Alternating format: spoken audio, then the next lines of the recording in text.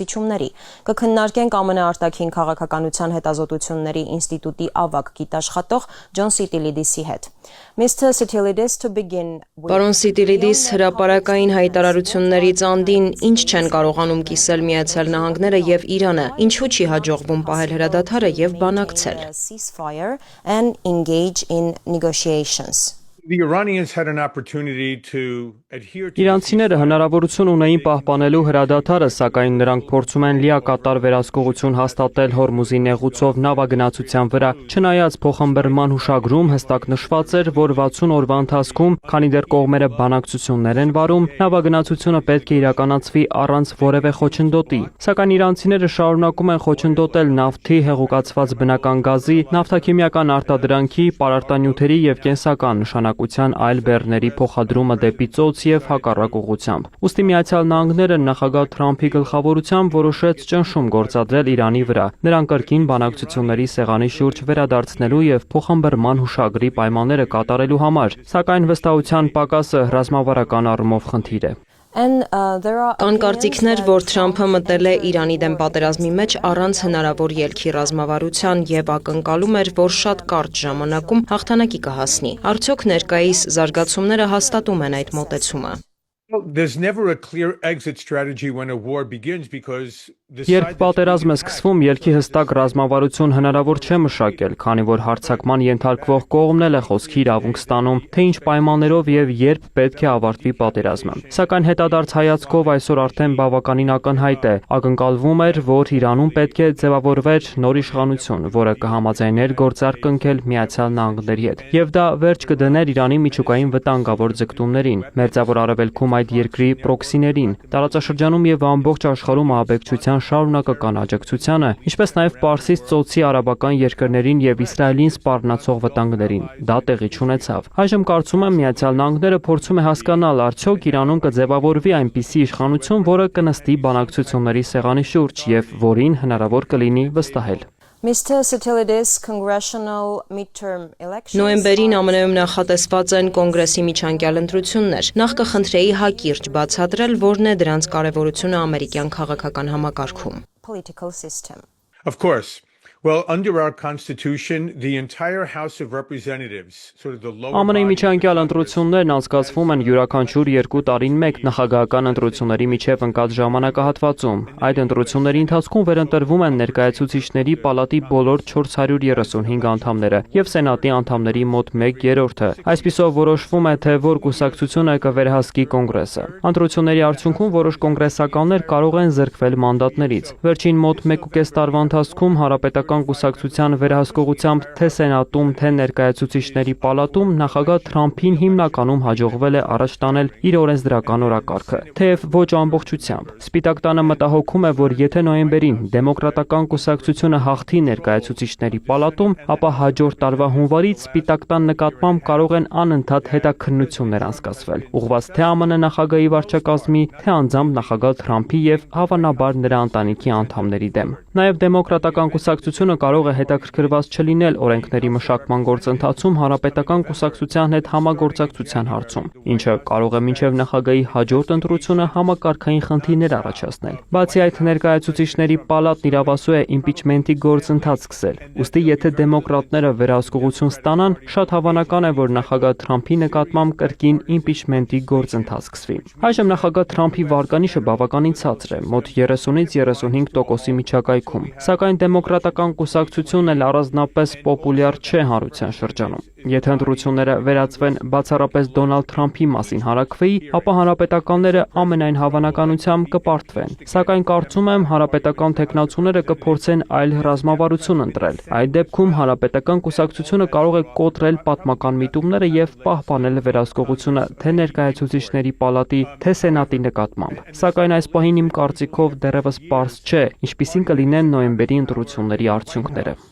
And there are opinions that Trump is making efforts to reach Կարծիքներ կան, որ Թրամփը ջանքեր է գործադրում մինչև ընտրությունները գործարքի հասնել կամ գոնե բանակցություններ սկսել Թեհրանի հետ, մեղմել տնտեսական խնդիրները, սակայն Իրանը կարծես չի շտապում գնալ փոխզիջման։ Այսպիսով, ինչպես են ամերիկացիները վերաբերվում Իրանում ամերիկյան ուժերի գործողություններին, արդյոք դրանք ազդել են Թրամփի եւ Հանրապետական կուսակցության վարկանիշի վրա, եւ ինչպես դա կարող է ազդել ընտրությունների արդյունքների վրա։ affect the outcome of the elections. Well, from a very sort of matter-of-fact perspective, what we call... Եթե հարցի նայենք զուտ գործնական տեսանկյունից, ապա առաջ են գալիս պարզ թվացող առօրեական հարցեր, որոնք վերաբերում են ոչ այնքան արտաքին քաղաքականությանը կամ պատերազմներին, այլ կենսամակարդակին, սննդին, կենսաթոշակներին, արձակուրդների, երեխաների կրթության, խնամքի ծախսերին։ Եվ այս հարցերն առաջնային նշանակություն ունեն։ Ակնհայտ է, որ նավթի, բենզինի եւ ընդհանրապես էներգակիրների գների աճն ազդեցություն է ունեցել ամերիկյան տնտեսության գրեթե բոլոր ոլորտների վրա։ Միացյալ Նահանգներում, ինչպես նաև աշխարհի գրեթե բոլոր երկրներում ամեն ինչ տեղափոխվում է ինքնաթիռներով, նավերով կամ բեռնատարներով։ Հետևաբար, էներգակիրների արժեքն ազդում է ամեն ինչի գների վրա։ Այնպես որ բացասական ազդեցություն կա, սակայն չի ասի, որ ԱՄՆ տնտեսությունը հասել է այնպիսի վիճակի, որը կարելի է բնութագրել որպես ճգնաժամ։ Կարծում եմ ավելի մեծ խնդիր է այն, որ նախագահ Թրամփը պատերազմ է սկսել, չնայած վերընտրվելուց խոստանում էր դադարեցնել անվերջանալի պատերազմները։ Կարծում եմ նրա քաղաքական աջակիցների մի մասն այսօր մտահոգ է, որ տնտեսական խնդիրներով զբաղվելու փոխարեն նախագահը չափազանց կենտրոնացած է Իրանի դեմ պատերազմում հաղթանակ տանելու վրա։ Կարծում եմ հենց դա է վնասել նրա վարկանիշը։ Միևնույն ժամանակ, եթե ԱՄՆ-ն ընկալվի որպես պատերազմում պարտվող կողմ, դա կարող է չափազանց ծանր հետևանքներ ունենալ, անկախ նրանից ով է նախագահը։ Իմ կարծիքով ամերիկացիները հոգնել են ոչ թե երկարատև պատերազմներից, այլ այն պատերազմներից, որոնցում Միացյալ Նահանգները չի հաղթում։ Նախագահ Թրամփն այժմ փորձում է այնպիսի ելք գտնել, որով ցույց կտա ամերիկացիներին, որ Վաշինգտոնը հասել է իր հիմնական, եթե ոչ բոլոր նպատակներին։ Ինչ վերաբերում է նոյեմբերյան ընտրությունների վրա Իրանի դեմ ռազմական գործողությունների ազդեցությանը, այս պահին շատ բարդ է կանխատեսումներ անել, որովհետև մենք դեռ չգիտենք, թե մինչև նոյեմբեր ինչպես կփոխվեն էներգակիրների գները։ Եթե առաջիկա շաբաթներին հրադադար լինի, ապա էներգակիրների գները դեռ կարող են կայունանալ, սակայն դա մեկ օրում չի լինում։ Եթե նույնիսկ վաղը հրադադար հաստատվի, դա չի նշանակում, որ հաջորդ շաբաթ նավթի գինը կնվազի 20%-ով։ Կարծում եմ նախագահ Թրամփը շատ կցանկանար, որ սեպտեմբերին, հոկտեմբերին եւ նոյեմբերին բենզինի գինը զգալիորեն ավելի ցածր լիներ, քան այսօր։ Այս թեման կարող է խնդիրներ ստեղծել։ Չգիտեմ, դեմոկրատները որքան արդյունավետ կկարողանան այդ հարցն օգտագործել հանրապետական թեկնածուների դեմ։ Հանրապետականները կարող են ասել, որ աջակցում են նախագահ Թրամփին եւ Իրանի նկատմամբ նրա վարած քաղաքականությանը, սակայն միաժամանակ աշխատում են բենզինի գինը նվազեցնելու ուղղությամբ։ Միացյալ Նահանգներում լրատվամիջոցները երբեմն չափազանց պարզեցնում են պատերազմի, վառելիքի գների եւ ընտրությունների արդյունքների միջև կապը։ Սակայն այս գործոններն անկասկած մեծ ազդեցություն կունենան թե հանրապետական, թե դեմոկրատական կուսակցությունների նախընտրական ռազմավարությունների վրա, քանի որ երկուսն էլ ձգտում են հաջորդ տարվա հունվարից վերահսկողություն ունենալ ներկայացուցիչների պալատում եւ սենատում։ One of the issues is the Strait of Hormuz. Վիճելի հարցերից մեկը Հորմուզի նեղուցի հարցն է։ Ըստ ստորագրված հուշագրի Իրանը 60 օր որևէ տուրք չէր գանձելու նավերից, եւ այդ ընթացքում ծոցի երկրների հետ մշակվելու էր նեղուցի հետագա կառավարման մոդել, որոնք են Հորմուզի նեղուցի հարցում ամերիկյան կողմի կարմիր գծերը։ Regarding the Strait of Hormuz. I would say the immediate red line is... Կարծում եմ ամենակարևոր կարմիր գիծը Հորմուզի նեղուցով ազատ եւ անխափան նավագնացությունն է։ Թրամփը օրեր առաջ մտադիր էր 20%-ի մաքսատուրք սահմանել նեղուցով անցնող բեռների համար եւ դա մարտավարական սխալ էր։ Սակայն հետո նա հրաժարվեց այդ գաղափարից, քանի որ ազատ եւ անխափան միջազգային նավագնացությունը համաշխարհային տնտեսության հիմնարար սկզբունքներից է։ Այսօր համաշխարհային առևտրի շուրջ 90%-ը կախված է ջրային փոխադրումներից, ուստի ազատ նավարկությունը կենսական նշանակություն ունի։ Երկրորդ, վճար կամ տուրք սահմանելը միջազգային ծովային իրավունքի խախտում է։ Այդ մասին շաբաթներ եւ ամիսներ շարունակ հիշեցնում էին փոխնախագահ Վենսը եւ պետքարտուղար Ռուբիոն, երբ Իրանը փորձում էր նման վճարներ սահմանել Հորմուզի նեղուցով անցնող նավերի համար։ Եվ վերջապես դա չափազանց վտանգավոր նախադեպ կլիներ մյուս տարածաշրջանների համար, նաեւ չէր նպաստի Մերձավոր Արևելքում խաղաղությանը։ Միացյալ Նահանգները շարունակում է աշխատել նաեւ այն ուղղությամբ, որ Իրանում ձևավորվի գոնե ինչ որ չափով հստակ կառավարող իշխանություն։ Այս պահին մենք իրականում չգիտենք ով է ղեկավարում երկիրը։ Իսլամական հեղափոխության պահապանների կորպուսը, որն այժմ կարծես ավելի ռադիկալ է, թե գերագույն առաջնորդը, որի մասին շատ բան հայտնի չէ եւ որը նույնիսկ չի մասնակցել իր հոր հուղարկավորությանը։ Կամ գուցե կան այլ ուժեր, որոնք ցանկանում են գալ իշխանության։ Նաեւ փաստ է, որ Իրանում տնտեսական բարդ իրավիճակ է, այն դեպքում, երբ Իրանը իր հնարավորություններով կարող էր լինել ոչ միայն մերձավոր Արևելքի, այլև ամբողջ աշխարհի ամենահարուստ պետություններից մեկը։ Այս ամենը հաշվի առնելով եւ վերադառնալով կարմիր գծերի մասին ձեր հարցին, կառաջացնեի նաեւ միջուկային հարցը։ Նախագահ Թրամփը իհարկե մտահոգված է, թե ինչ արդյունք կունենան նոյեմբերին ԱՄՆ-ում կայանալիք ընտրությունները, սակայն միևնույն ժամանակ նա վճռական է թույլ չտալ, որ Իրանը երբևէ միջուկային զենք ունենա, նույնիսկ եթե դրա համար կարիք լինի քաղաքական գին վճարել։ Իրանը գտնվում է Եվրոպան եւ Ասիան կապող ամենակարևոր ռազմավարական գոտիներից մեկում։ Նաեւ կա միջուկային զենքի շղթայական տարածման վտանգը։ Եթե Իրանը միջուկային զենք ստեղծելու հնարավորություն ստանա, ապա օրինակ Սաուդյան Արաբիան կարող է փորձել սեփական միջուկային զինանոց ստեղծել։ Նույն ճանապարհով կարող են գնալ Եգիպտոսը, Թուրքիան։ Իսկ եթե հաշվի առնենք, որ Մերձավոր Արևելքն արդեն տասնամյակներ շարունակ աշխարհի ամենապատերազմող տարածաշրջանն է, ապա պատկերացրեք, ինչպիսի սպառնալիք կստեղծվի տարածաշրջանային եւ համաշխարհային կայունության համար, եթե այնտեղ միաժամանակ մի քանի պետություն միջուկային անկախ զինանոց ունենա։ Կարծում եմ հենց այս սցենարն է փորձում կանխել նախագահ Թրամփը։ And Gulf states have also found themselves in a Ծոցի երկրները եւս հայտնվել են բարդ իրավիճակում։ Մի կողմից Իրանի հարվածներն են, մյուս կողմից դաշնակից ԱՄՆ-ի հետ հարաբերությունները չփչացնելու խնդիրը։ Ձեր կարծիքով այս ճգնաժամն ի վերջո ինչպես կազդի ԱՄՆ ծոցի երկրներ հարաբերությունների եւ տարածաշրջանում ամերիկյան ռազմական ներկայության վրա։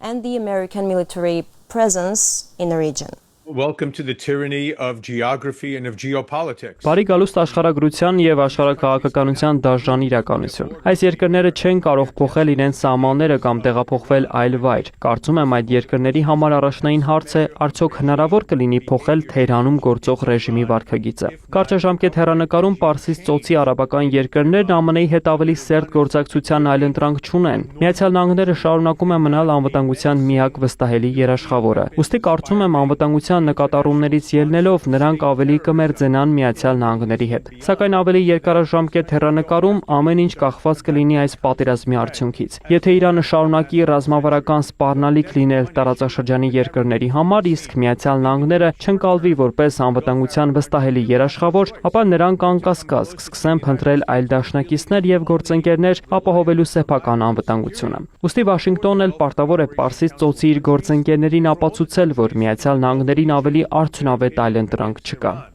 What is Israel's position? Ինչպիսին է այս ամբողջ պատմության մեջ Իսրայելի դիրքավորումը։ Վերջերս հրեական պետության պաշտպանության նախարարը զգուշացրեց, որ պատրաստ են ցանկացած սցենարի, կարող են եւ պաշտպանվել, եւ հարձակվել։ To launch attacks.